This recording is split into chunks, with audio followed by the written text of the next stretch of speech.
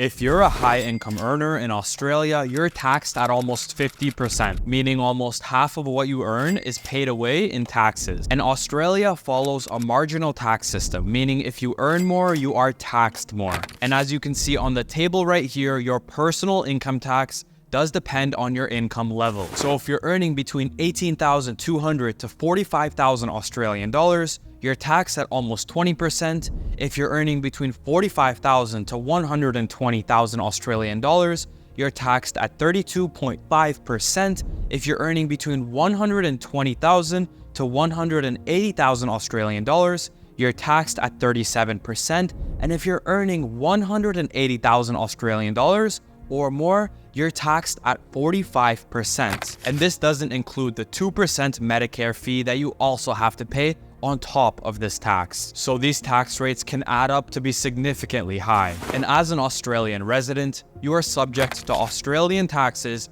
on your worldwide income, no matter where in the world that income is produced. Which means if you have a company in Dubai or in the United States, that income is also subject to Australian taxes. However, if you become a non-resident of Australia for tax purposes, then your global foreign income produced in Dubai or the United States or wherever else in the world is no longer subject to taxes in Australia. And that's exactly what we'll be going over in today's video. My name is Cheyenne from GenZone, and we help individuals from all around the world set up their companies here in Dubai, obtain residency, open personal and business bank accounts, to pay less taxes, and establish here in Dubai in the United Arab Emirates. So overall, there are 3 key tests to determine your residency status in Australia. The first test, which is most common all around the world, is the 183-day test. Under this test, if an individual is present in Australia for more than half of the income tax year, then you are automatically a resident of Australia. Whether it's consecutive or non-consecutive, if you spend more than 183 days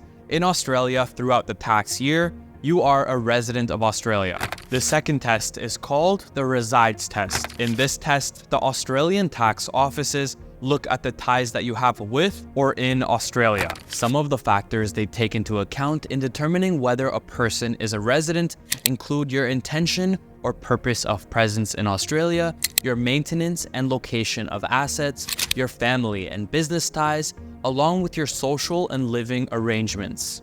The last test to look at in determining your residency status in Australia is the domicile test. A person may be considered an Australian resident if their permanent place of residence is in Australia, unless the Australian tax offices is satisfied with their permanent place of living outside of Australia. So a domicile is essentially a place that is considered by law to be a person's permanent home. When determining whether a person has a permanent place of living outside of Australia, the Australian tax offices take into account the following factors: your intended and actual length of stay overseas and your continuity of that stay. If you have an existence of a residence in Australia while you're overseas, your existence of an established home overseas, and finally, your family and financial ties. So those were the 3 tests that will help you determine your residency status in Australia for tax purposes. If this video was any help,